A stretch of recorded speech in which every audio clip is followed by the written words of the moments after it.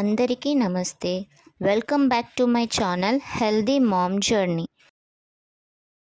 Hi అండి, good morning. అందరూ ఎలా ఉన్నారు? నా వెయిట్ గెయిన్ జర్నీలో ఇవాళ డే 4 అండి. నా ఈ జర్నీ సక్సెస్ఫుల్గా కంప్లీట్ అవ్వాలంటే మీ సపోర్ట్ నాకు ఉండాలండి. So please subscribe my channel. నేను షార్ట్ వీడియోలో చెప్పాను కదా, ఒక కొత్త విషయం నేర్చుకున్నానని. అదేం లేదండి, బ్రీత్ ఎక్సర్సైజ్. అది వర్కౌట్కి ముందు అండ్ వర్కౌట్ తర్వాత 2 మినిట్స్ చేస్తే చాలా మంచిది. సో ఇవాళ నేను ఆ కొత్త విషయాన్ని తెలుసుకొని స్టార్ట్ చేశాను. సరే అండి, ఇక ఇవాళ రోజు ఎలా జరిగిందో చూద్దాం. సేమ్ అండి, 3 డేస్గా ఏవైతే రొటీన్ ఫాలో అవుతున్నానో ఇవాళ కూడా అదే చేశాను. వార్మప్స్, వర్కౌట్స్ సేమ్ అండి.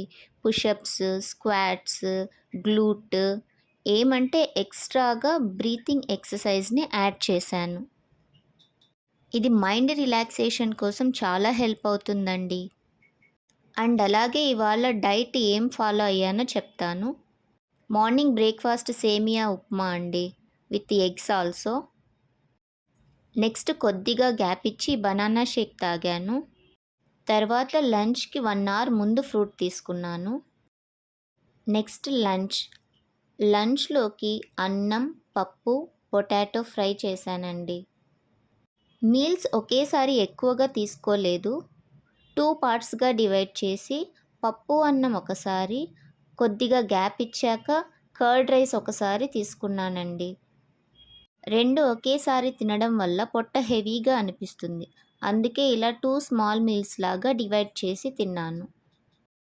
మనం ఫుడ్ని ఒకేసారి ఎక్కువగా తినకుండా ఇలా స్మాల్ మీల్స్ లాగా డివైడ్ చేసుకుంటూ తిన్నామనుకోండి, డైజెషన్ ప్రాబ్లం కూడా ఉండదు. పైగా మన బాడీ యాక్టివ్గా కూడా ఉంటుంది. అలాగే 2 మీల్స్కి మధ్య గ్యాప్ ఒక హాఫ్ అన్ అవర్ పైన ఉంటే చాలా బెస్ట్ అండి. నెక్స్ట్ నా మీల్ ఫినిష్ అయ్యాక ఈవినింగ్ స్నాక్స్లోకి పపాయా తీసుకున్నానండి. ఫ్రూట్ ప్లేస్లో పల్లీలు లేదా ఏవైనా నట్స్ తీసుకోవచ్చు.